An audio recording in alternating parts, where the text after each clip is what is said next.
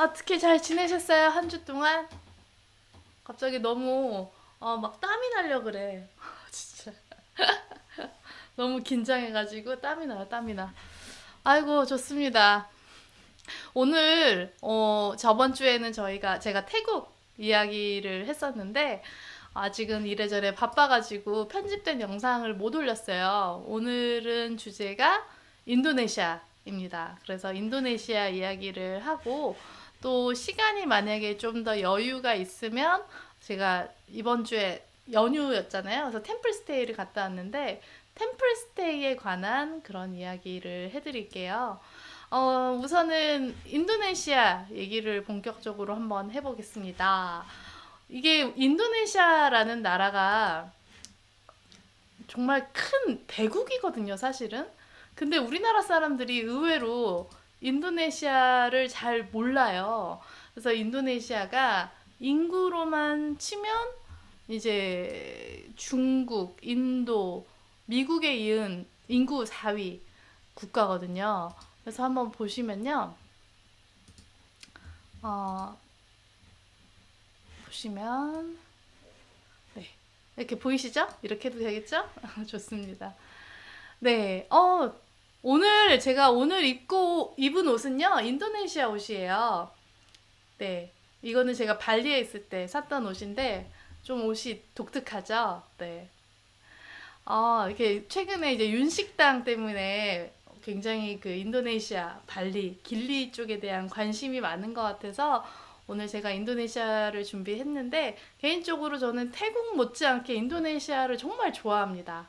그래서 세 번을 갔어요. 그래서 우선 인도네시아 개발 설명을 하면은 우선 세계에서 인구가 네 번째 또는 다섯 번째, 정확하게 이게 통계에 따라 조금 다른데요.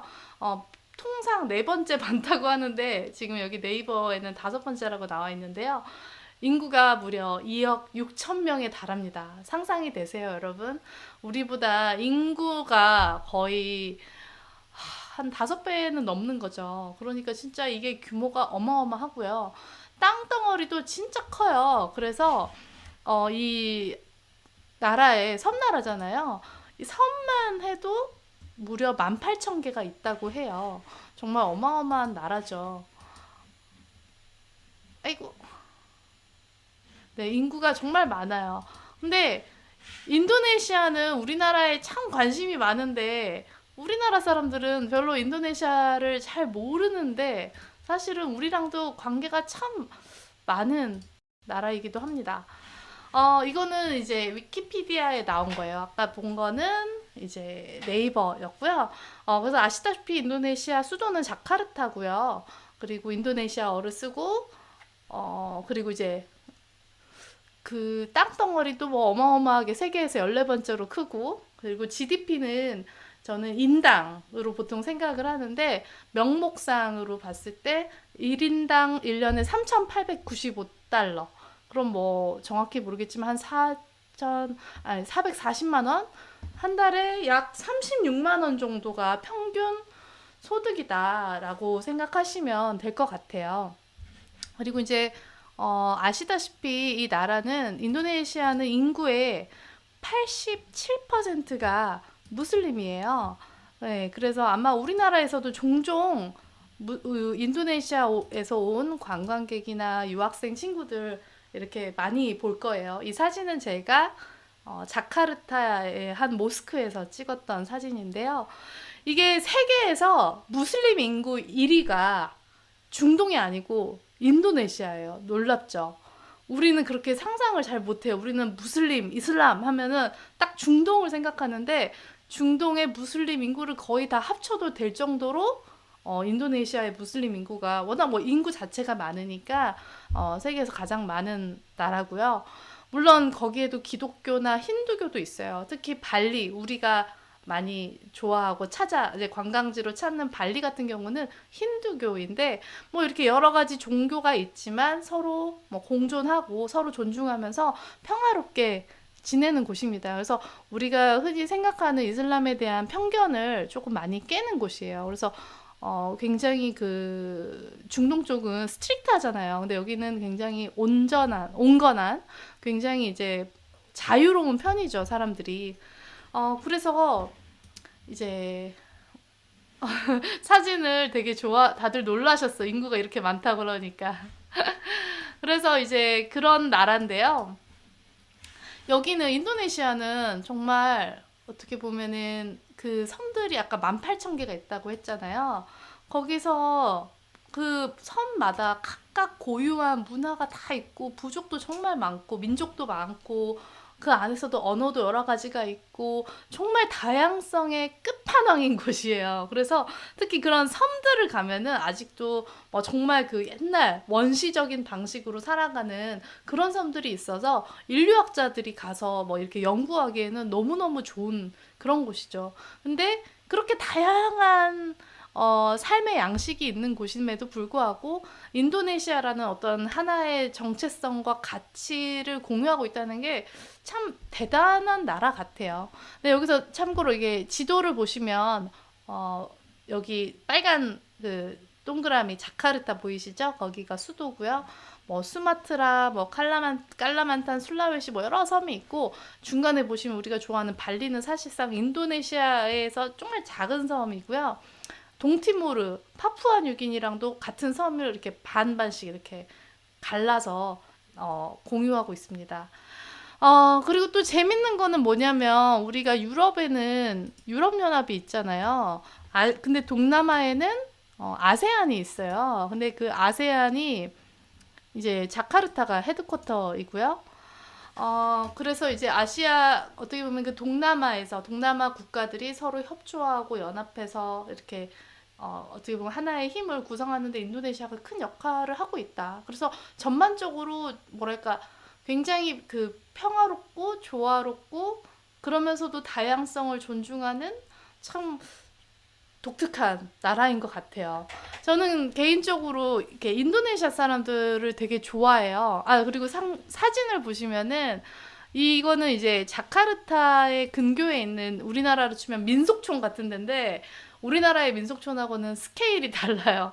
그래서 뭐 이렇게 정말 전국의 다양한 곳곳에 건축 양식을 이렇게 재현해 놓은 곳인데 거기 돌아다니는데 하루 종일 걸어도 다 못 봅니다. 진짜 스케일, 왜냐면 그만큼 다양한 건축 양식이 있다 보니까 대단한 것 같아요. 그래서 저는 인도네시아 되게 좋아하고요. 소영님이 여자 혼자 가기에 괜찮을까요? 라고 물어봤는데, 어디를 가냐 따라 다른 것 같아요. 발리라든가 이런 뭐 자카르타 이런 유명한 곳은 괜찮은데 예를 들면 뉴기니, 그러니까 우리 파푸아 뉴기니 아시죠? 근데 그 파푸아 뉴기니하고 뉴기니하고 사실 같은 섬에 있는데 거기는 파푸아 뉴기니도 그렇고 뉴기니도 그렇고 그 성폭행 사고가 굉장히 많다고 해요. 근데 물론 우리가 그런 데를 갈 일은 없겠죠. 뭐 정말 인류학자가 아닌 이상. 근데 가급적이면 조심하는 게 좋을 것 같고요.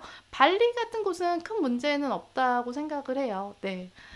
호주에서 가깝다고 그러셨는데 제가 지도를 한번 보여드릴게요.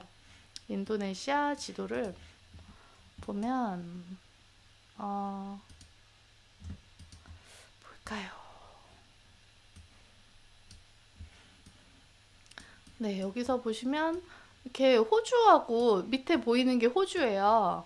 그래서 호주하고 이제 뭐 호주, 필리핀, 파푸아뉴기니, 동티모르 뭐 이런 말레이시아, 싱가포르 이런 나라들하고 접하고 있다고 생각하시면 됩니다. 그래서 그 중에 여기 이제 자카르타가 이제 수도죠. 네. 갑자기 이걸 왜 찍었을까? 아무튼 그래서 네.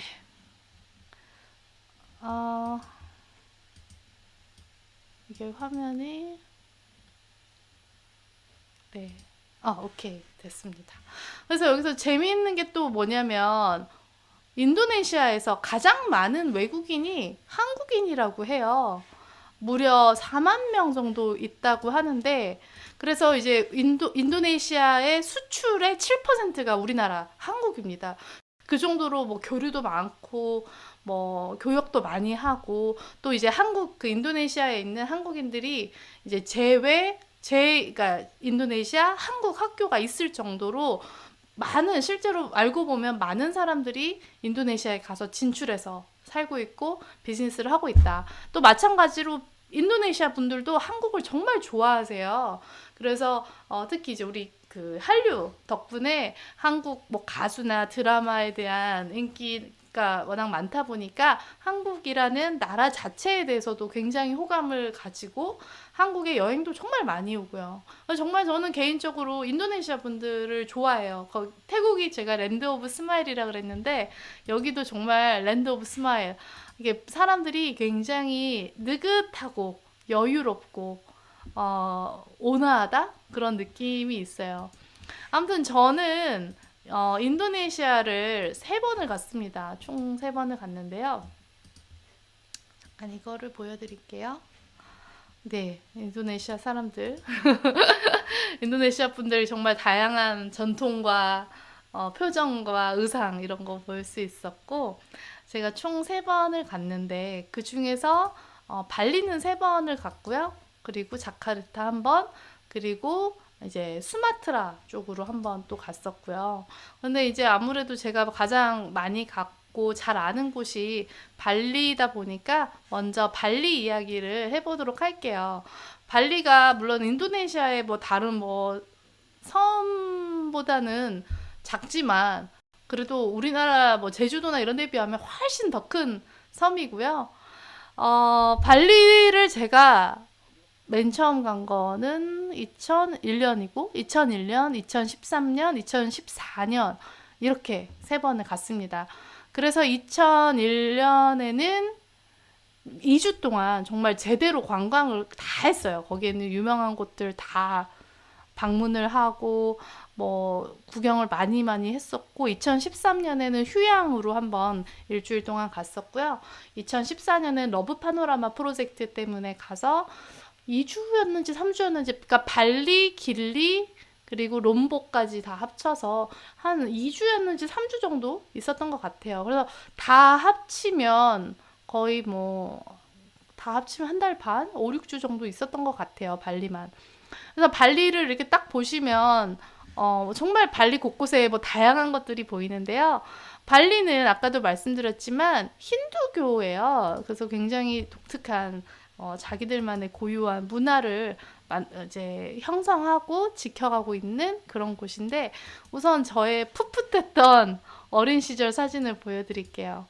네, 보시면은 2001년, 무려 2001년입니다. 아직 어렸는데 얼굴은 지금이 나은 것 같네요. 네.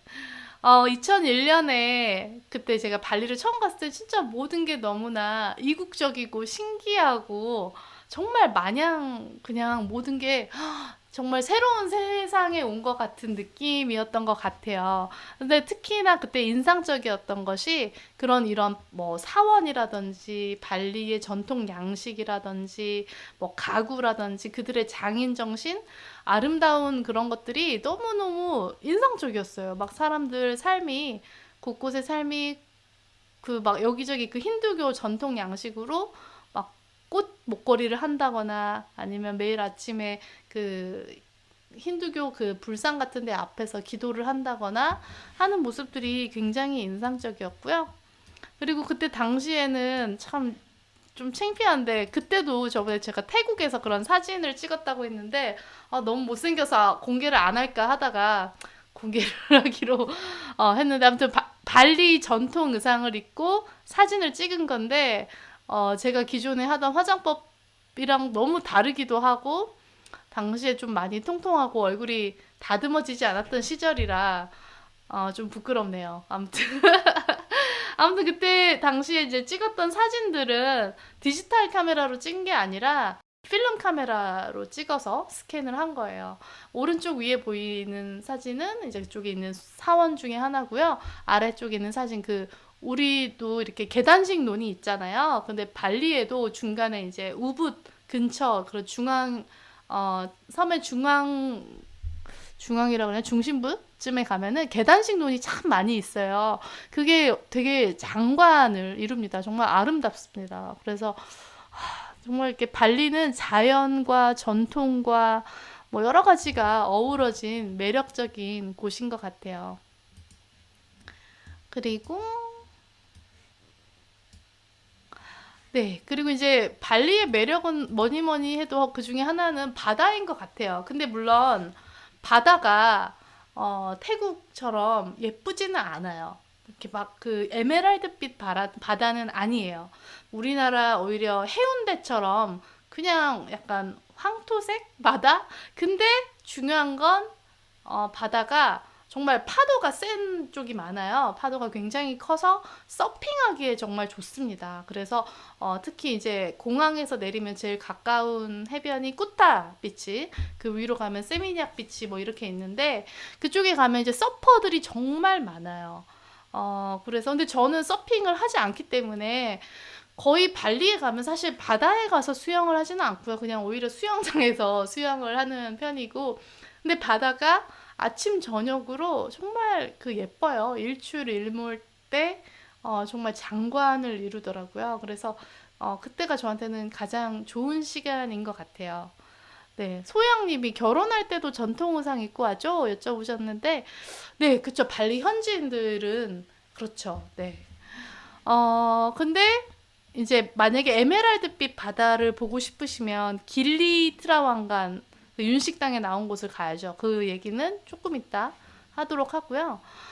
이제 제가 정말 발리를 좋아하는 이유는 이거예요. 그 자연, 아까도 말했지만 그 자연, 곳곳에 뭐 바다와 절벽과 산과 호수, 그리고 계단식 논이 있고, 또 여기저기 사람들이 이렇게 꽃을 예쁘게 이렇게 장식을 해놓고 기도를 하는 모습이라든지, 또 인도에서 볼 법한 꽃장식들도 여기저기 많이 볼 수도 있고요. 그래서 그런 것들이 곳곳에 아직도 전통이 살아있는 곳이라서 저는 특히 좋았던 것 같아요. 그래서 되게 로맨틱하게 느껴지기도 하고, 또 이렇게 사진을 자세히 보시면 나무도 다 이렇게 손으로 깎아서 막 장식해 놓은 것들이거든요. 그쪽 분들이 손재주가 좋은가 봐요. 그래서 거기에 예술 작품들 보면 거의 다 진짜 핸드메이드거든요. 뭔가 경주 분위기 난다고. 예리님이 현지인이 많나요? 관광객 아닌가요? 그러니까 관광객이 많죠. 발리가 아무래도 인도네시아 최고의 관광지다 보니까 여기저기 치이는 게 관광객인데요. 어떤 외국인들은 단순히 이제 관광이 아니라 정말 아예 자리를 잡고 사는 분들이 굉장히 많으세요. 특히 우붓 쪽으로, 산 쪽으로 가면은 이제 우붓에 가면 힐러들이 많습니다. 그래서 거기서도 요가 하시는 분, 명상하시는 분, 뭐 온갖 뭐 기치료 하시는 분, 뭐 정말 다양한 그 외국인들, 특히 이제 서양인들이 많죠. 그분들끼리 자신만의 커뮤니티를 이루고, 또 요가 축제, 뭐 명상 축제 이런 행사도 굉장히 많이 하는 걸로 알고 있어요. 또 우붓은 화가가 많습니다. 그래서 화가, 뭐 이런 조각가, 이런 분들이 되게 많아서 굉장히 어떤 자연 속에 예술이 어우러진 그런, 제가 그래서 발리에서도 가장 좋아하는 곳이기도 해요. 그래서, 아까 신혼여행으로 딱이라고 그랬는데 그 얘기도 좀 이따가 제가 해드리도록 하고, 그리고 아까도 말했지만 전통이 살아있는 곳이라고 했잖아요. 그래서 사진 위에 보시면 이거는 남자들끼리 이렇게 밤에 모여가지고 막 깨짝깨짝깨짝깨짝깨짝깨짝 뭐 이런 거를 하는 게 있고요. 밑에는 이렇게 탈을 쓰고 하는 그런 전통 공연 같은 게 있습니다. 그리고 네, 그리고 브라이언 님이 한국인 60대 이상 분들이 노후에 많이 이주하는 곳이라고 하셨는데, 충분히 괜찮은 것 같아요. 그리고, 또 인상적인 거, 흥미로운 거 하나가 뭐냐면은, 발리는 적도 아래에 있어요. 그래서 이게 보통 동남아 국가들은 우리나라로 치면은 여름, 즉 뭐 6, 7, 8월이 우기거든요. 근데 발리는 적도 아래다 보니까 반대로 그때가 건기고요. 오히려 이제 뭐 한 11월, 12월, 1월이 그때가 우기입니다.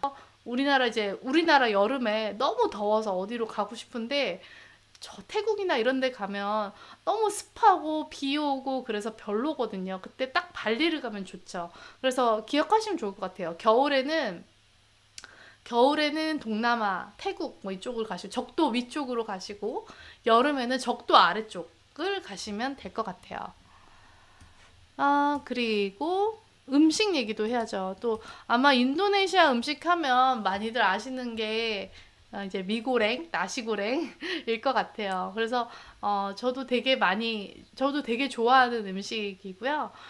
특히 이제 중간 사진은 제가 갔었던 호텔 중에 하나가 되게 이제 요리 학원이 딸려 있는 특이한 호텔이었어요. 그래서 음식이 굉장히 잘 나왔었고, 저는 그래서 이 두 음식도 되게 좋아하는데, 근데 또 이제 워낙 관광객이 많다 보니까 이제 서양 음식도 워낙 먹을 때가 많죠. 그래서 모던 어떤 쿠이진 그런 셰프들도 뭐 유명한 셰프들도 많고 셰프들 레스토랑도 많고요. 그리고 이제 물론 가격 같은 경우는 우리나라보다는 싸지만 정말 고급 레스토랑은 뭐 그렇게 싸지도 않은 것 같아요. 뭐 그건 태국 때도 말씀드렸지만 정말 최고급 레스토랑, 스파, 호텔 이런 데는 거의 서양 수준이고, 근데 일반적으로는 사실 싼 편이죠. 그래서 아주 넉넉하게 지낼 수 있는, 적은 자금에도 넉넉하게 지낼 수 있고요. 소영님이 몇 달 살다 오고 싶다고 생활하기 좋은 환경이냐고 물어봤는데, 네, 저도 개인적으로 발리를 3번 갔지만 계속 또 가고 싶고, 좀 이렇게 몇 달 가서 살다 올까 하는 생각도 있어요. 가서 이제 생활하기 굉장히 편해요. 뭐, 이런, 뭐, 교통이라든지, 뭐, 쇼핑하기도 편하고, 마트 같은 것도 가면 다 잘 돼 있고, 아파트도 빌릴 수 있고, 풀빌라 같은 거, 그런 진짜 호텔만 있는 게 아니라 집도 풀빌라 스타일로 많이 있어요. 그렇게 비싸지 않거든요. 그래서 그냥 몇 달 살면서 오는 것도 괜찮을 것 같아요. 저는 나중에 애가 생기면 애 데리고 갈 생각도 있어요. 그래서 오히려 이렇게 그 아까 말한 계단식 논이 쫙 보이는 그런 단독주택 같은 거를 빌려서 아이하고 이렇게 이제 밖에서 들에서 놀면서 추억을 만들고 싶은 생각도 있고요. 자, 그러면은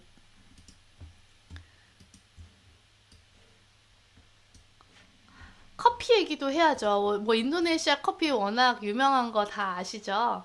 네, 근데 인도네시아 커피도 종류가 정말 다양한데 발리는 또 발리니즈 커피가 있어요. 그래서 거기서는 이제 어떻게 마시냐면 굉장히 거칠게 이제 빻아서 그거를 이제 뜨거운 물을 이제 타서 마시는데 보통 이게 약간 뭐라고 해야 되죠? 이게 가루가 바닥에 남는 약간 좀 거칠어요. 그래서 거칠게 분쇄가 돼서 이게 이제 약간 바닥에 그 가루들이 가라앉는 그런 발리니지 스타일 커피가 있고요. 그리고 정말 유명한 게 그거죠. 루악 커피. 이건 뭐냐면 이 사양 고양이가 커피 생두를 먹고 그거를 이제 큰일을 보면은 그 큰일 본 거에서 다시 그 생두를 꺼내서 씻어가지고 커피를 로스팅해서 마시는데 이게 굉장히 고급 커피고 굉장히 비쌉니다. 굉장히 구하기가 힘든 건데 이 독특한 그 향미가 나요. 그래서 근데 저도 마셔봤어요. 근데 저는 잘 모르겠어요. 제가 그렇게 입이 고급이 아니라서 그런지 모르겠는데 아무튼 굉장히 고급 커피로 알려져 있고요. 그리고 이제 미고랭이나 나시고랭 둘 다 좀 기름기가 있다 보니까 이렇게 기름기 있는 음식을 먹고 나서 발리니즈 커피 한 잔 마시고 이제 어떻게 보면 어떻게 보면 느글느글한 속을 좀 씻어내는 그런 느낌이 저는 되게 좋더라고요. 물론 스타벅스나 이런 다른 뭐 이런 서양식 커피숍도 되게 많아요. 그래서 카페라떼, 뭐 카페 모카 이런 것도 스타일대로 다 마실 수 있습니다. 자, 그 다음에 이제 호텔 얘기를 할게요. 제가 그러니까 발리를 좋아하는 이유 중에 하나가 이거예요.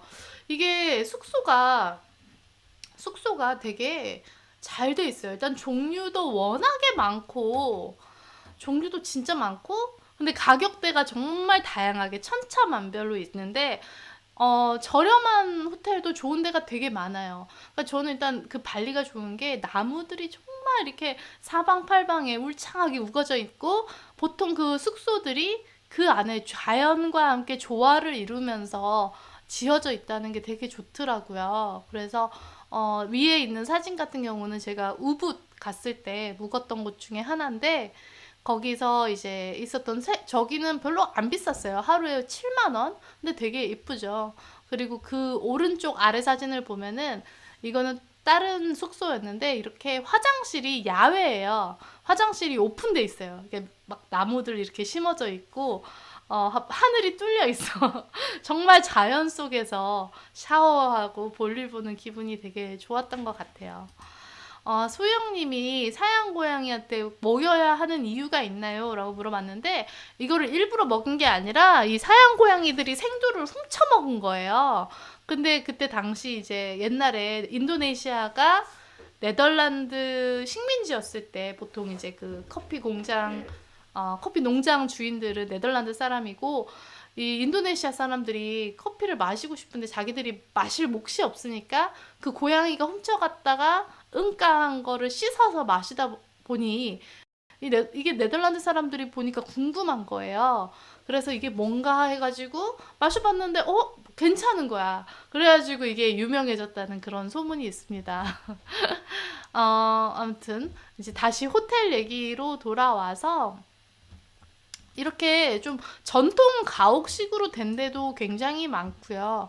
반대로 이제 이렇게 현대적인 느낌으로 뭐 지어진 것도 굉장히 많아요. 특히 이제 쿠타 비치, 그 세미냑 비치 쪽에가 그런데 개인적으로 저는 그 공항에서 나오면 쿠타 비치가 굉장히 가깝거든요. 근데 쿠타 비치를 저는 싫어해요. 왜냐면 사람이 너무 많고 그리고 어린애들, 막 이렇게 막 술 취한 어린애들이 너무 많아요. 술 마시고 막 취해 있는 애들이 많아서 별로 안 좋아하고, 그 위에 세미냑 쪽으로 가면은 좀 더 세련되고, 조금 더 고급진 느낌? 그리고 좀 더 조용하고 한가하고, 연령대도 살짝 높은, 그런 호텔들이 있는데, 그래서 저는 보통 이제 해변에 묵을 때는 그쪽을 가든지 아니면 뭐 누사두아, 산우아, 이런 좀 더 조용한 해변에 가서 쉬는 편이고요. 이 호텔들이 비싸 보인다고 하셨는데 왼쪽 사진 두 장은 사실 별로 안 비싼 호텔이고요. 오른쪽 두 장은 되게 비싼 호텔이에요. 어딘지 얘기하지는 않을게요. 근데 정말 근데 호텔이 워낙에 종류가 다양해서 그 고르는 재미가 있고 저는 제가 갔던 거의 대부분의 호텔에서 만족했었어요. 가격에 상관없이 전통이 살아있는 곳일수록 좋더라고요. 그래서 특히 제가 봤을 때 이 발리 사람들이 굉장히 미적인 감각이 있다고 봅니다. 네. 오른쪽 호텔은 굉장히 고급 호텔 맞고요. 왼쪽 호텔은 별 4개인가? 그랬던 것 같아요. 생각보다 별로 안 비싼. 네, 10만 원도 안 했던 것 같아요. 왼쪽 호텔은. 그리고 그래서 이제 그래서 이제 발리를 여행으로 갈 때 정말 다양한 사람한테 추천을 할 수 있을 것 같아요. 그래서 정말 가족 여행을 가도 좋고요. 친구들끼리 놀러 가기에도 좋고요. 신혼여행으로 가도 좋아요. 왜냐면 워낙 볼거리도 많고요. 워낙 그 진짜 그 섬 전체 곳곳에 뭐 사원이라든지 온갖 뭐 왕궁이라든지 뭐 산도 있고 뭐 호수도 있고 볼거리도 정말 많고 먹을 때도 많고 그리고 또 이제 놀거리도 많고 뭐 나이트 라이프도 많고 하다 보니까 할 수 있는 게 정말 많아요. 그래서 저는 신혼여행을 이제 몰디브로 갔다 왔지만 몰디브 같은 곳은 사실 할 게 그렇게 많지가 않거든요. 그냥 쉬는 곳이에요. 근데 만약에 이제 내가 여행을 많이 안 다녀봤다. 그리고 나는 가만히 있는 것보다 뭐가 됐든 하나 많이 보고 싶다. 그런 분들한테 저는 발리를 좀 강추하는 편이에요.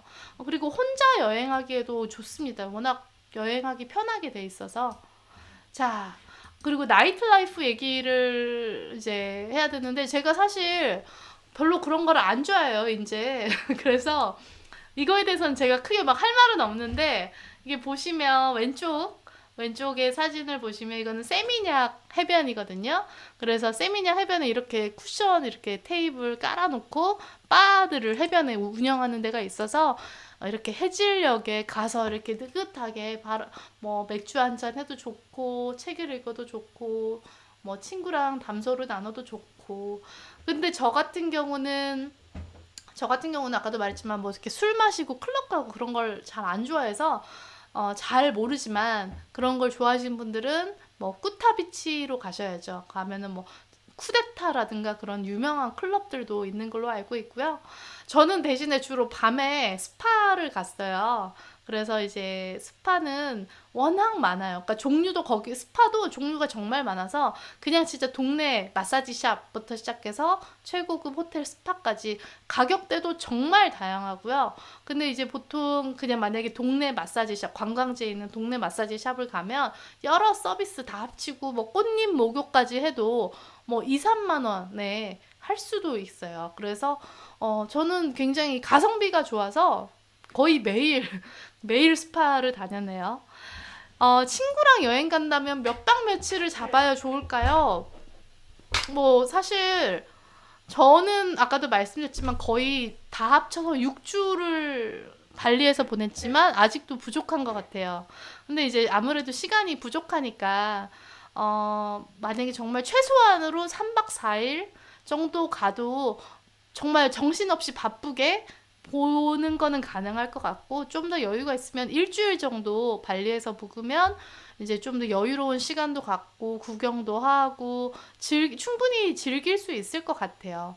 여자 혼자 가도 충분히 괜찮습니다. 걱정 안 하셔도 되고요. 자, 그래서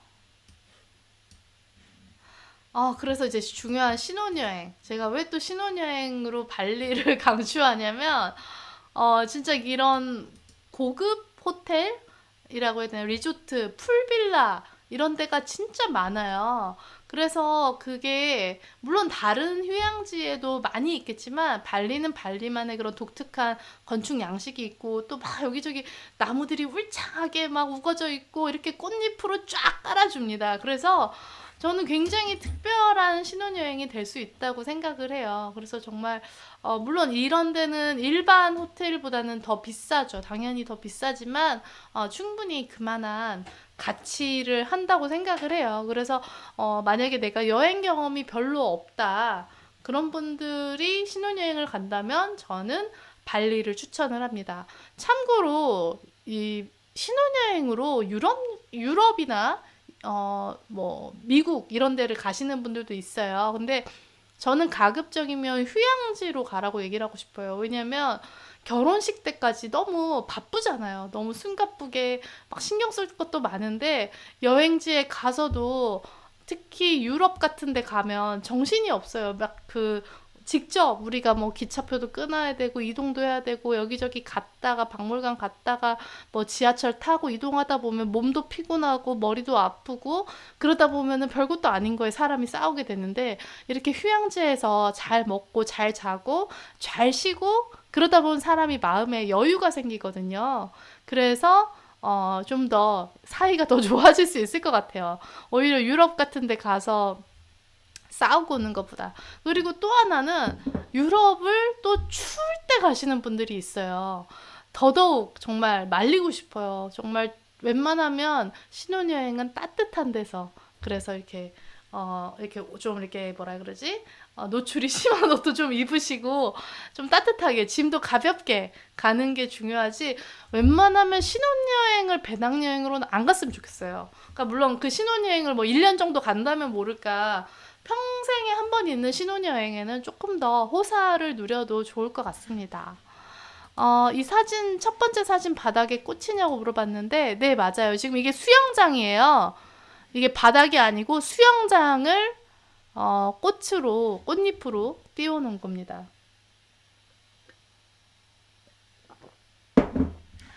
그래서 신혼여행 관련해서 또 제가 다른 곳을 다음 방송 때 추천해 드리도록 하고요.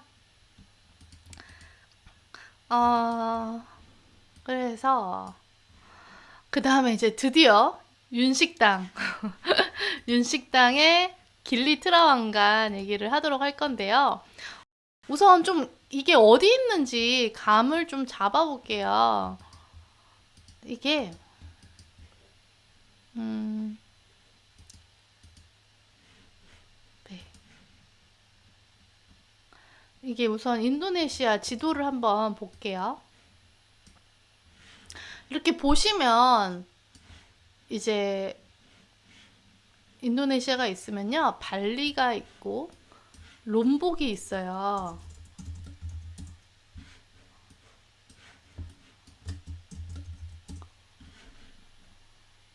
여기가 발리거든요.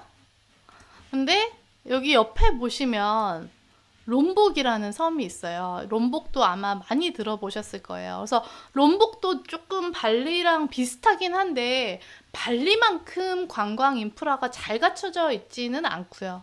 그렇지만 조용한 거 좋아하시는 분, 그리고 뭐 하이킹, 트레킹 좋아하시는 분한테 좋은데, 여기 보시면 이제 롬복 여기 옆에 보면 이렇게 쭉 섬이 세 개가 있어요. 이렇게. 이게 바로 길리 섬이에요. 그래서 길리 섬이 세 가지가 있습니다. 길리 트라완간, 길리 메노, 그리고 길리 에어. 이렇게 세 가지 섬이 있는데, 그 윤식당, 제가 갔었던 곳도 길리 트라완간, 윤식당 했던 곳도 길리 트라완간인데요. 여기를 이제 한번, 여기 배 타고 이제 롬복에서는 금방 가요. 발리에서는 조금 시간이 많이 걸리는데, 여기를 한번 위성으로, 이게 지도로 한번 볼게요. 네, 제가 있었던 바로 그곳인 것 같아요. 아마 여기가 윤식당인 그곳이었을까?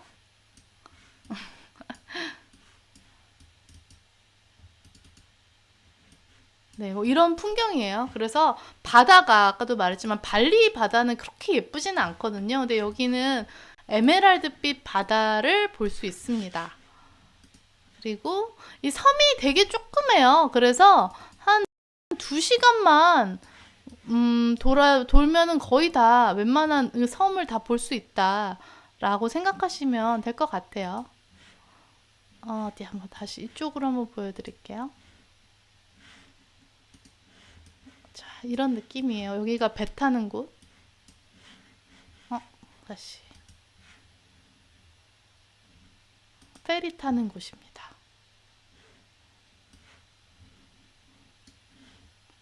네, 이 바다가 이래요. 이쁘죠? 그래서 여기도 마찬가지지만 배낭여행객들이 정말 많이 찾는 곳이에요. 그래서 여기도 이 섬이 그냥 정말 그야말로 관광객을 위한 관광객에 의한 모든 것이 있는 섬이라고 해도 과언이 아닌데, 그래서 이제 대부분 이제 백인, 서양인들이 대부분이고요. 그리고 이제 가면은 이제 이제부터는 아마 한국 사람도 엄청 많아지지 않을까 생각이 들어요. 네. 그래서 아마 그 방송 보시면서 가고 싶었던 분이 진짜 많았다고. 그래서 제가 이거는 이제 제가 직접 찍은 사진이에요. 직접 찍은 사진이고, 거기도 이제 좀 히피 같은 분들도 되게 많고 재밌었어요. 재밌었는데, 자, 여기서부터 제가 사진을 아까 이제 싱크가 안 맞다 그래가지고 사진을 좀 지워서 이제부터는 수동으로 좀 해야 될 것 같아요. 짜잔. remove. 오케이. 네. 자. 그래서 혹시 질문 있으세요? 중간에? 바다가 예쁩니다. 자, 그러면 얘기를 계속해서 하도록 할게요. 그나저나 제가 보셨는지 모르겠는데 로고를 만들었어요. 로고 어떻게 생각하시는지 말씀 좀 해주세요.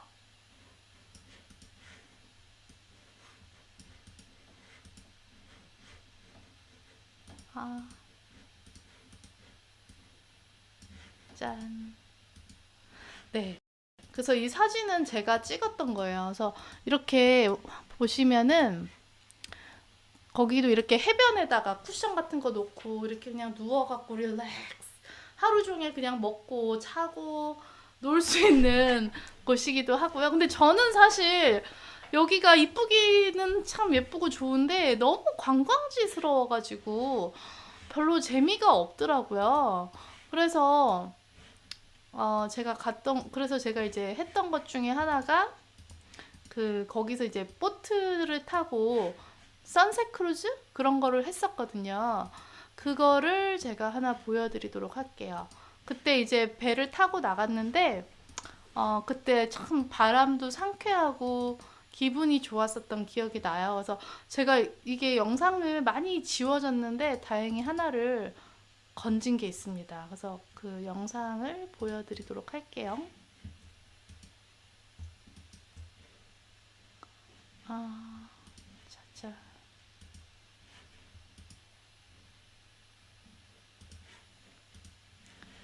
보이시나요?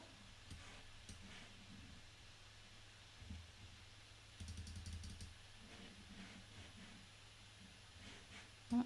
화면이 왜 안 보이지?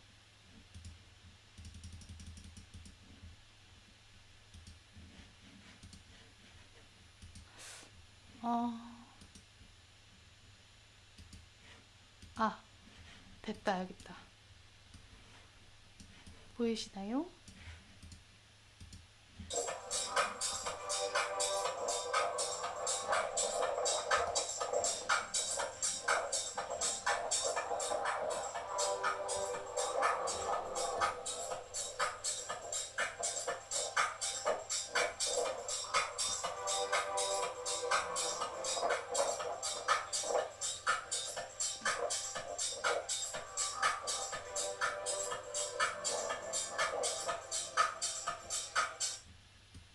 네. 뭐, 하여튼 제가 그래서 이렇게 즐거운 시간을 보냈습니다. 아, 네. 즐거운 시간을 보냈다는 후문입니다. 네. 그래서 제가 이제 이 배를 탔다가 여기서 브라질 친구들을 만났어요. 그래서 이제 게이 커플이었는데 그분들이 이제 친구가 됐어요. 그래가지고 그분들 덕분에 이제 그 친구 중에 한 명이 이제 사진작가 지망생이었거든요. 그래서 얼떨결에 제가 모델이 되어서 인생샷을 찍었던 재밌는 사건이 있었어요. 그래서 보시면은 네, 몇 장을 보여드리도록 할게요.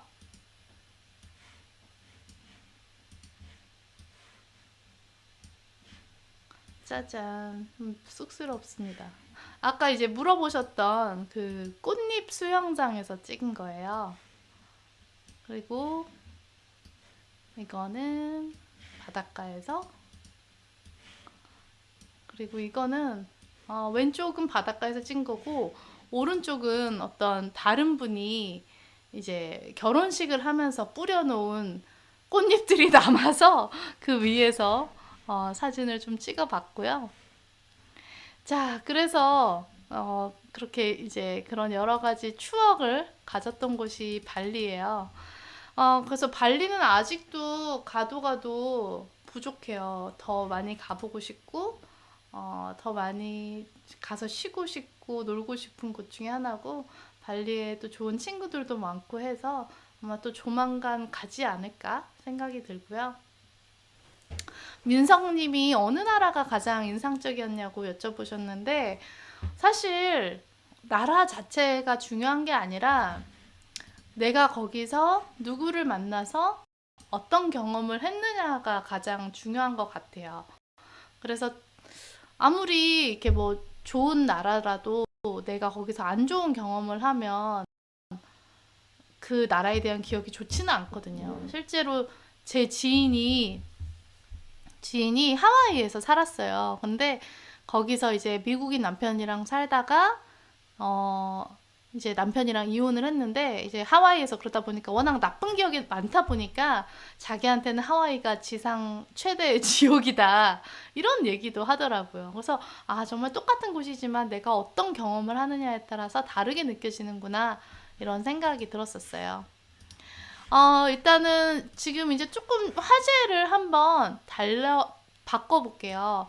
이번에는 제가 이제 모계사회 이야기를 한번 해보도록 할게요. 제가 러브 파노라마 프로젝트를 하다가 되게 궁금해졌어요. 우리는 어떻게 보면 너무나 가부장제 부계사회에 익숙해 있잖아요. 그래서 아버지의 성을 물려받고 아버지의 어떻게 보면 핏줄이 아버지를 따라서, 그러니까 부계를 따라서 가는데, 모계사회가 있어요. 어머니의 핏줄을 따라가는. 그래서 이제 마침 인도네시아는 그 웨스트 수마트라 섬에 이제 미난카바우라는 그 민족이 있는데 그 사람들이 이제 모계 사회를 산다고 해서 제가 한번 가봤습니다. 짜잔. 그래서 제가 이제 정말 여기저기 사방팔방으로 알아본 끝에 이제 수마트라에 한 친구를 만나게 됐고, 그 친구가 파리야만이라는 근처의 다른 도시에서 열리는 결혼식장에 저를 초대를 해줬어요.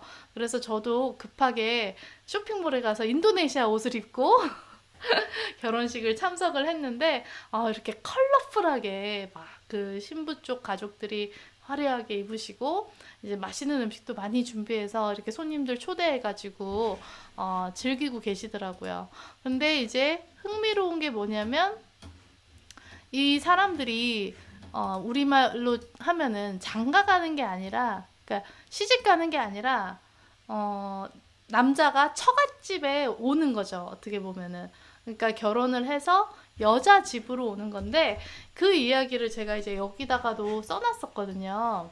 이 제 책 당신의 사랑은 무엇입니까? 에 이제 이 상황 이야기를 썼는데 이제 설명을 해드릴게요.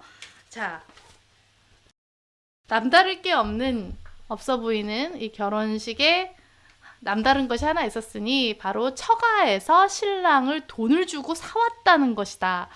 모계 사회인 미난카바우 전통에 따라 신부 쪽에서 신랑 가족에게 맞선을 제안하고 두 사람이 만났는데 서로 마음에 들어해서 신부 가족이 신랑 가족에게 지참금을 주고 데려왔다. 지참금은 신랑의 스펙에 따라 다른데 몇백만 원에서 많게는 몇천만 원이라고 한다. 결혼을 하게 되면 신랑은 신부 집에 와서 살고 그와 아이들은 아내의 성씨를 따르게 된다.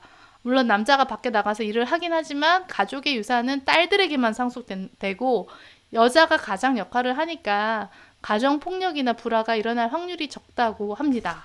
되게 신기하지 않으세요? 그래서 우리가 인도네시아 하면은 왠지 되게 이제 다 무슬림이고 그러니까 되게 가부장적일 것 같고, 그런데 이런 전통을 가지고 있다는 거 저는 되게 너무 신선했어요. 되게 신선했고 재밌었습니다.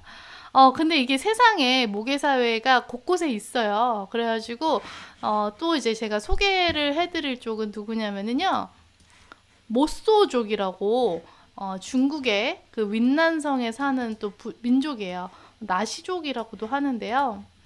여기서도 또 제가 이제 제 책에도 잠깐 소개를 했으니까 다시 한번 이 책에 소개를 했는데, 여기서 또 읽어볼게요. 지구상에 몇 남지 않은 모계사회의 명맥을 이어가는 중국 윈난성의 모쏘족은 더 진보적이다. 청춘 남녀가 마을에서 마음에 드는 상대를 찾으면 여자는 남자가 들어올 수 있도록 밤에 대문이나 창문을 활짝 열어놓는다. 밤을 보낸 남자는 동이틀 무렵 자기 집으로 돌아간다. 두 사람의 관계는 결혼이라는 제도적인 장치 없이 사랑이 지속되는 동안에만 이어진다. 아버지라는 호칭도 따로 없어서 아이가 생기더라도 외삼촌이 일종의 아버지 역할을 한다. 진짜 대단하지 않나요? 저는 이게 너무 신선한 거예요. 그냥 이렇게 이 남자가 마음에 들면 창문을 열어놓고 남자가 밖에서 노래를 부른대요. 그래서 마음에 들면 이제 남자를 이렇게 들여보내고 새벽에 남자는 자기 집으로 돌아가고, 참 이거 되게 특이하죠. 되게 신선한 것 같아요. 근데 또 따지고 보면 그렇지 않을 이유도 없는 것 같아요. 왜냐면은 이게 우리가 진화 심리학을 보면은 결국은 아이를 낳고 키운 사람은 엄마거든요. 우리가 과거에 유전자가 그렇게 각인이 돼 있다 보니까 어떻게 보면 여자들이 어떻게 결국은 책임지는 사람은 여자기 때문에 그런 거 따지지 말고 그냥 자유롭게 살자. 사랑이 중요하지 뭐가 중요하냐. 이 제도라는 것도 결국은 사람을 보호하기 위해서 만들어진 건데, 그것들이 나중에 사람을 이렇게 뭐라 그러지? 옥죄는 그런 족쇄가 되기도 하잖아요. 아무튼 재밌었고요. 그 다음에 이제 아메리칸 인디언, 우리 미국의 그 전에 그거 먼저 볼게요. 그 정통 그 뭐지 어소덕스 주라고 하는데, 그러니까 유태인들도 굉장히 다양하잖아요. 그래서 이제 굉장히 뭐 개방적인 유태인들도 있지만 정말 정통 유대인들은 모계 사회를 따른다고 해요. 그래서 유태인 같은 경우는 엄마의 역할이 정말 중요한데, 엄마가 유태인이어야만이 그 자식이 유태인이에요. 그러니까 아빠가 다른 민족인 거는 상관이 없어요. 그치만 유태인 엄마가 있어야만이 내가 유태인인 거거든요. 만약에 남자가 유태인이고 여자는 유태인이 아니다. 그 사이에서 태어난 자식은 유태인이 아닌 겁니다. 그런데 유일하게 한 가지 할 수 있는 방법은 개종을 하는 거예요. 그래서 우리가 섹스 앤 더 시티 보시면 그때 이제 샬롯이 유태인 남자랑 만나서 결혼을 하기 위해서 여러 번 그 랍비한테 찾아가서 쫓겨나는 수모를 당하고도 다시 찾아가서 결국 개종을 해서 유태인으로 인정을 받는 그런 장면이 나와요. 왜 그러냐면은 유태인들은 그렇게 생각해요. 이제 아무리 훌륭한 아버지라도 한 3살이 넘어서 말이 통해야 아버지가 가르칠 수가 있잖아요. 뭐가 됐든지. 그치만 그 신앙이라는 거는, 유대교의 신앙이라는 거는 엄마가 아이를 임신했을 때 뱃속에서부터 전달이 되기 때문에 엄마의 역할을 그렇게 중요하게 생각했다고 해요. 자, 그리고 마지막으로 재밌는 거는 바로 아메리칸 인디언인데, 이거 같은 경우는 이 사람들 같은 경우는요. 그러니까 원래 그 미국 원주민들 같은 경우는 아버지 북의 혈통을 따지지 않고 그냥 부족이 아이를 다 같이 키웠대요.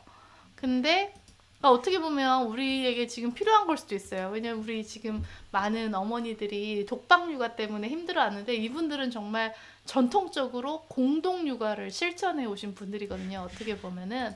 그런데 이제 그분들이 그렇게 자유롭게 이제 살다가, 모계사회에서 살다가 나중에 이제 백인들이 미국에 오고, 그로 인해서 이제 세상이 바뀌고, 그렇지만 어쨌든 나름 정부에서 배려를 한다고 뭐 이런저런 지원도 해주고 교육도 뭐 해주지만, 많은 원주민들이 그 이제 새로운 환경에 적응을 잘 못하고 문화 충격에 빠지고 막 마약이나 알코올 중독에 빠지는 경우가 되게 많다고 해요. 미국뿐만 아니라 이제 캐나다 쪽도 그런데, 그래서 그분들이 이제 아무래도 뭐 여러 가지 인종차별도 그렇고 굉장히 정체성의 혼란도 있고 그러는데, 이분들이 원래 그 모계사회 출신이다 보니까 그분들이 이제 새로운 어떤 가부장제 사회에 적응을 못하고 혼란스럽다 보니 이제 가족의 형태가 무너지고, 뭐 10대 때 뭐 임신하고 출산하고 이런저런 사회적인 문제가 많아서, 어떻게 보면 모계 사회와 부계 사회가 만났을 때 그 혼란,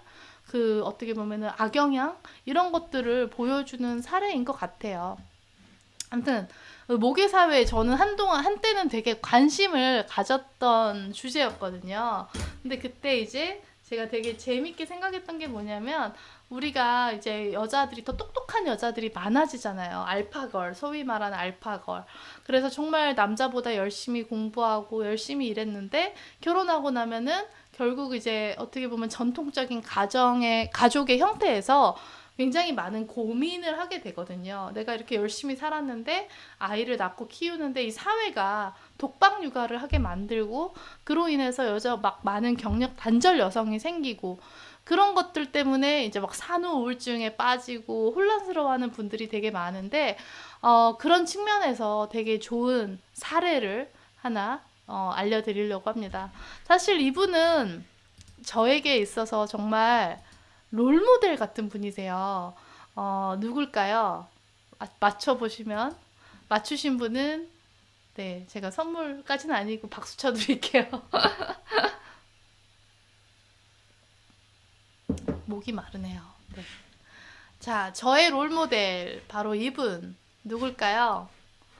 많은 분들이 저한테 롤모델이 누구냐고 여쭤보시는데, 저는 당당하게 이분이라고 말할 수 있을 것 같아요. 짜잔. 잠시만요.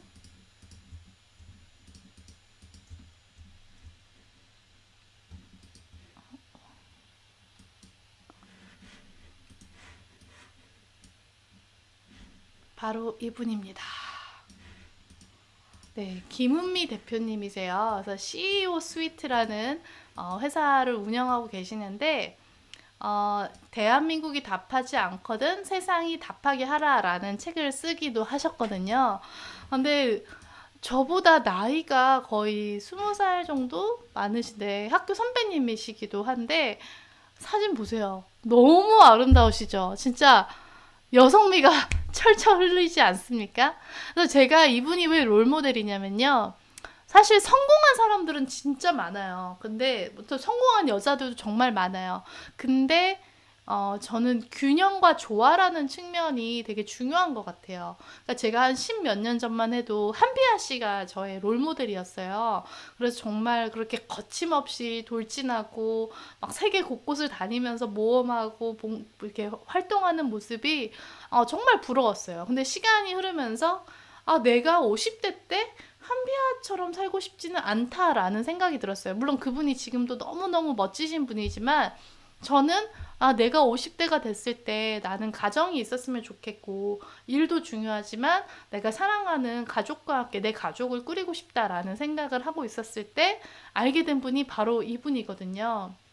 그래서 설명을 조금 하자면 김은미 대표님은 이제 CEO 스위트라는 회사를 운영하고 계시는데 이게 뭐냐면 서비스 드 오피스, 그러니까 우리가 이제 그 사무실인데 우리 요즘에도 공유 오피스가 많이 유행을 하잖아요.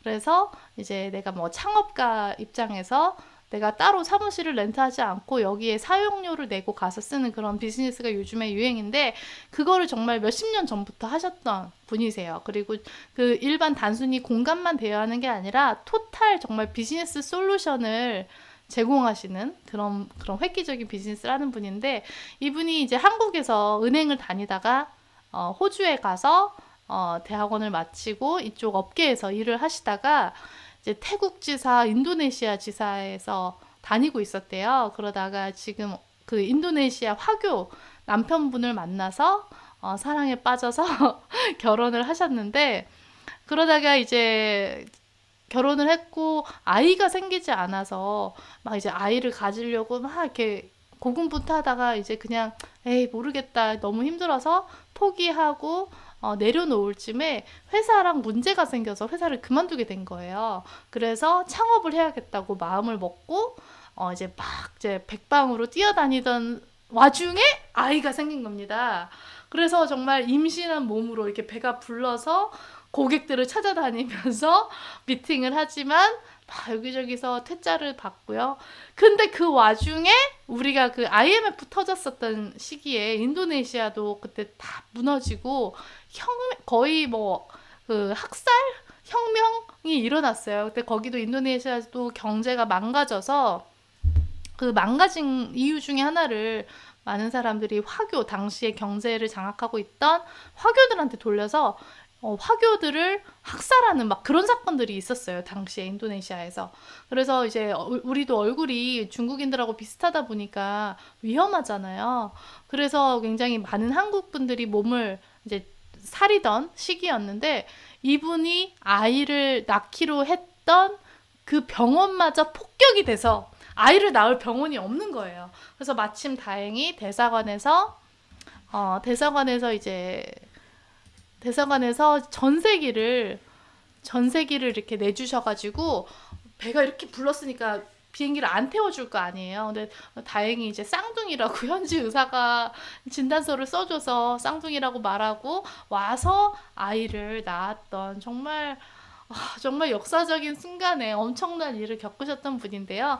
아무튼 그렇게 창업을 하셔서 지금은 뭐 우리나라 뿐만 아니라, 그러니까 인도네시아가 헤드쿼터고요. 인도네시아, 뭐 말레이시아, 싱가포르, 베트남, 필리핀 등등등등 아시아의 20여 개 오피스를 갖고 계신 그런 비즈니스를 하고 있고 또 너무너무 잘 하고 계시는데 근데 제가 말씀드렸다시피 제가 이분을 존경하는 이유는 단순히 성공한 비즈니스 워먼이라서가 아니라 한 여성으로서 또 엄마로서 아내로서 너무나 아름답고 행복한 분이라서 그래요. 그래서 제가 인도네시아 자카르타에 갔을 때 이분과 이분의 남편분을 인터뷰를 했었거든요.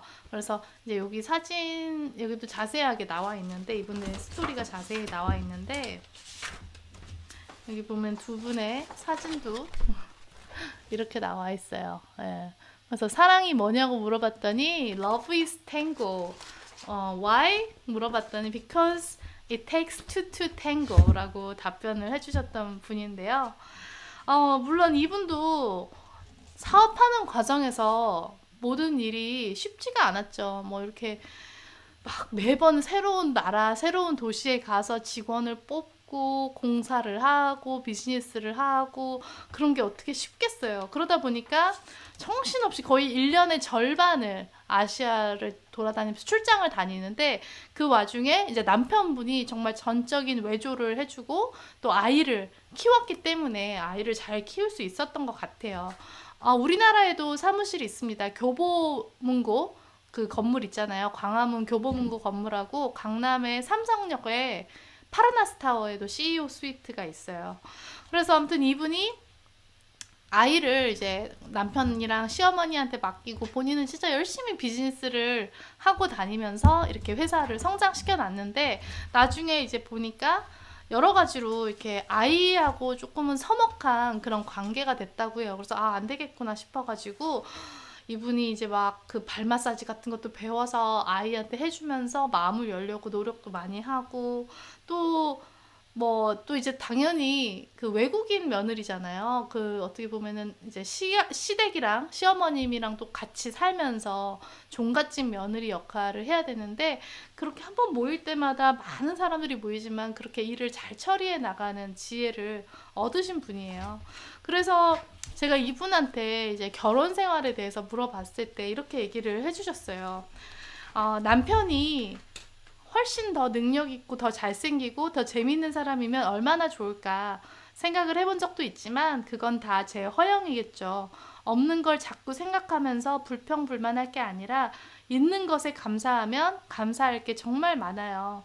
만약 저를 구속하는 남자와 결혼했다면 육아와 살림에 치여 살아서 지금의 저도 회사도 없었겠죠. 제가 여기까지 온 것은 다 남편 덕분입니다.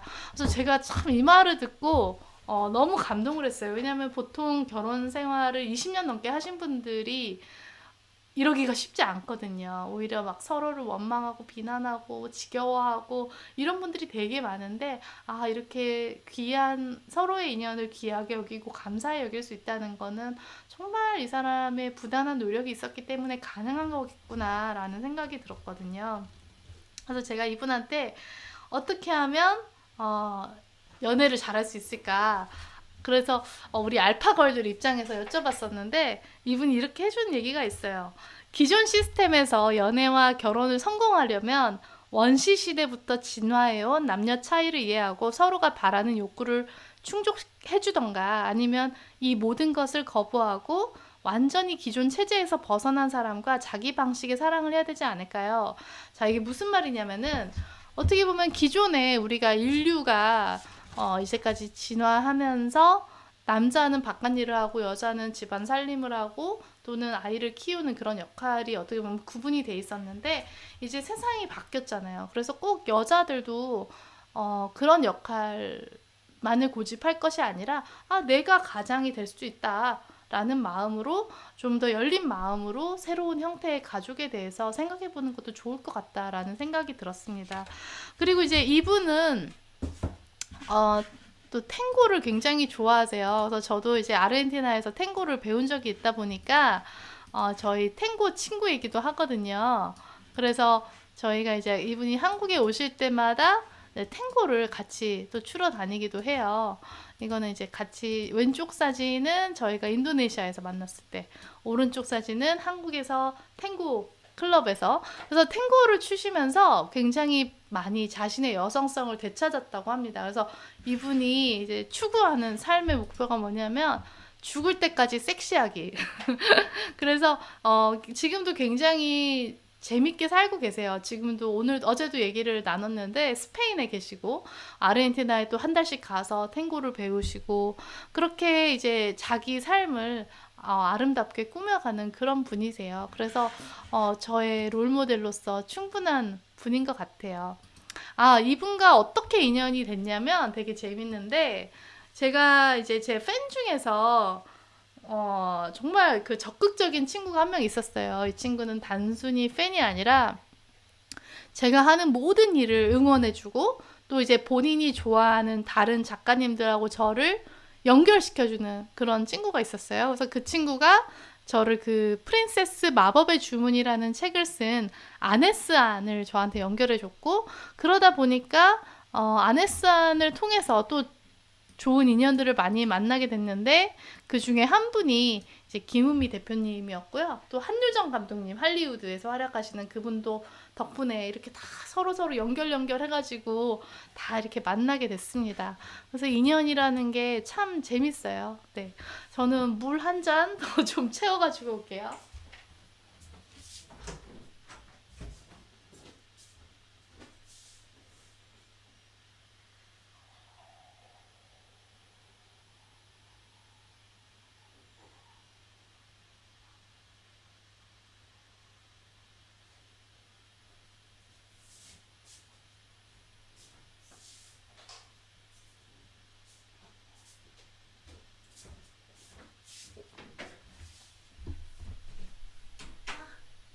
아이고, 아이고.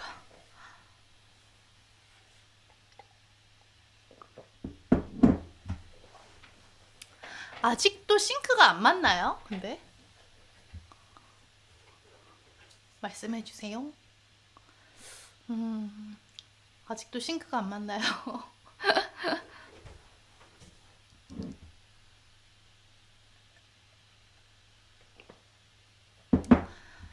그래서 인도네시아 얘기는 여기까지 하고요. 저는 개인적으로 자카르타도 되게 좋았어요. 자카르타는 아무래도 수도다 보니까 굉장히 이제 현대적이고 멋진 건물들도 많고 바쁘게 막 돌아가는 그런 느낌도 저는 되게 좋았었고요. 또 인도네시아가 뭐 좋은 이유는 아까도 말했지만 사람들도 좋고 곳곳에 꽃들도 많이 예쁘게 피어 있고 음식도 맛있고 없는 게 없는 것 같아요. 그래서 저는 개인적으로 인도네시아가 좋습니다. 그래서 여러분도 혹시 비즈니스 하실 생각 있으시면 인도네시아 가보는 것도 괜찮을 것 같아요. 네, 그러면은 인도네시아 얘기는 오늘 여기까지 하고, 제가 템플스테이를 갔다 왔는데 그 얘기를 그 다음으로 좀 해보도록 할게요. 아마 템플스테이도 막상 얘기하려고 보니까 할 얘기가 너무 많아가지고 아마 다 하지는 못할 것 같아요. 그렇지만 오늘 좀 할 수 있는 만큼 해보도록 할게요.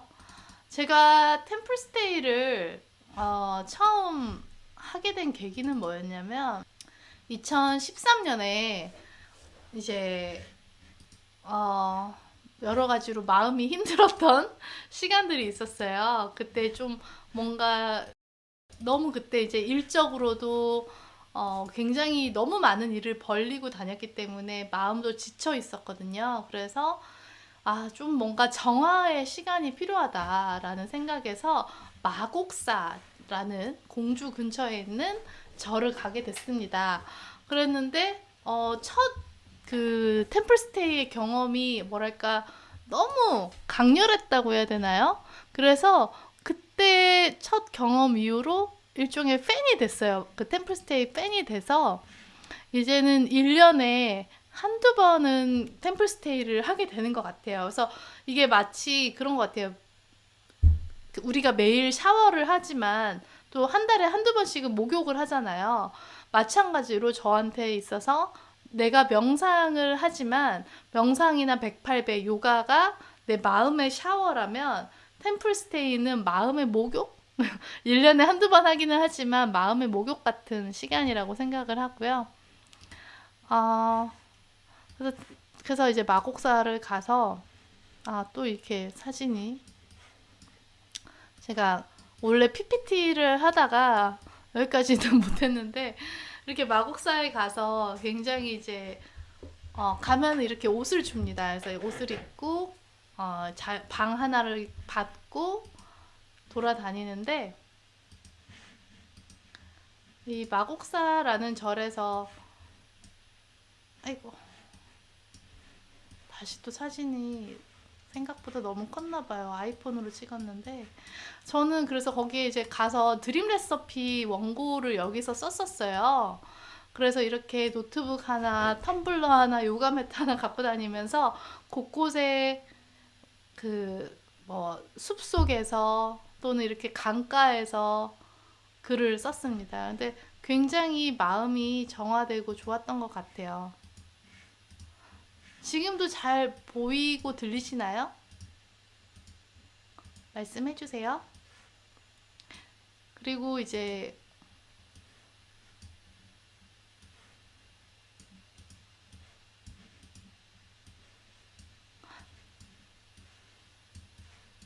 그리고 마곡사 같은 경우는 그 마곡사 근처에 전통 찻집이 있었어요. 그래서 거기서 이렇게 다도를 할 수도 있었고요.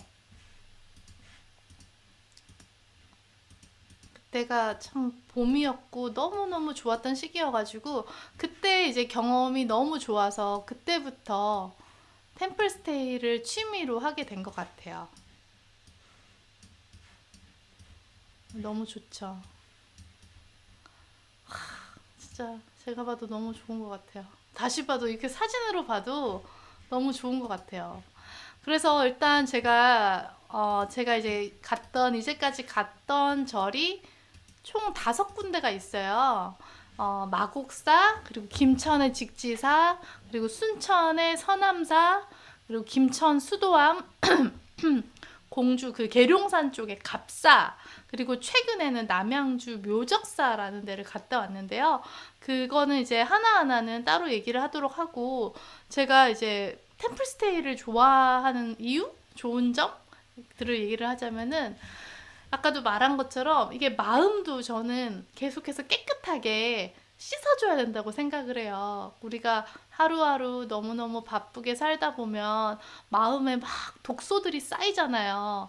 근데 이것들을 풀어주지 않고 놔두면 계속 그것들이 누적이 돼서 내 마음에 독소가 돼서 이게 언제 폭발할지도 모르거든요. 그래서 마음이 불편하거나 힘들 때가 있으면 그런 것들을 한 번씩 이렇게 정화하는 시간이 필요하다고 생각이 드는데 그게 저한테는 템플스테이였던 것 같아요. 그래서 어, 뭐 각자 사람마다 방식이 다르겠죠. 이렇게 만약에 기독교나 천주교이신 분들은 피정 같은 데 가는 것도 좋을 것 같고요. 아니면은 뭐 단순히 그냥 어디 산 같은 데 숲속에나 이런 데 가서도 뭐 좋을 것 같아요. 그러니까 자연을 접하는 게 제일 좋긴 한데 템플스테이가 좋은 거는 뭐냐면은 가성비가 최고예요. 가성비. 진짜 가격 대비 저는 굉장히 만족하거든요. 보통 3만 원에서 5만 원 사이예요. 하룻밤에. 근데 이제 그렇게 하면 이제 먹고 자고 입을 것이 다 해결이 됩니다. 일단 방도 주죠. 밥도 하루 3끼 주죠. 입을 옷도 줘요. 그러니까 뭐 먹지? 뭐 입지? 언제 자지? 이런 거를 고민할 필요가 없어요. 굉장히 삶이 심플해지거든요. 그리고 또 보통은 절이 대부분 숲속에 있잖아요. 산속에. 물론 뭐 남양주의 그런 수종사인가? 거기 같은 경우는 아니다. 여주 신륵사 이런 데 가면 그런 데는 이제 강가에 있는 절도 가끔은 있지만 대부분의 절은 산에 있어요. 그러다 보니까 이렇게 숲에 둘러싸여서 아름다운 자연 속에 있다 보니까 공기도 좋고 아름답죠. 그래서 여기저기서 이렇게 물소리, 새소리 막 이렇게 들리면서 굉장히 고요한 마음 상태를 유지할 수 있는 것 같아요. 그렇게 쉬다 보면은 굉장히 삶이 심플해지고요. 그리고 이제 근데 이제 템플스테이 관련해서 보통 이제 2가지 형태가 있어요. 그래서 체험형이 있고 휴식형이 있는데 체험형은 막 뭐가 프로그램이 많죠. 계속 이제 시간대마다 뭐 이거 하고 저거 하고. 그래서 저는 사실 체험형은 한 번도 해본 적이 없고 그냥 휴식형만 했습니다. 휴식형을 하면 그냥 자율적으로 그냥 때 되면 밥 먹고 예불하고 그러면 되는데 그게 이제 저는 보통 이제 절에 가면 책을 쓰거나 아니면 책을 읽거나 해서 그게 저한테는 잘 맞았던 것 같아요. 근데 만약에 특별히 할 게 없는 분들 같은 경우는 그냥 이렇게 뭐 체험형으로 갔다 오는 것도 괜찮을 것 같아요. 안 그러면 심심하게 느낄 수도 있고요. 요즘에는 그 5월에는 만 원의 행복이라 그래서 행사도 하거든요. 그래서 이제 만 원에 그 기간 동안 잘 이렇게 빨리 미리 예약하면 되게 저렴하게 갈 수가 있고요. 그리고 이 하루 일과는 어떻게 되냐면 새벽에 그리고 저녁에 예불이 있어요. 가서 이제 기도하는 시간이 있는데 시간이 다 달라요. 그래서 절마다 다 조금은 다른데 보통은 4시, 4시 반, 5시.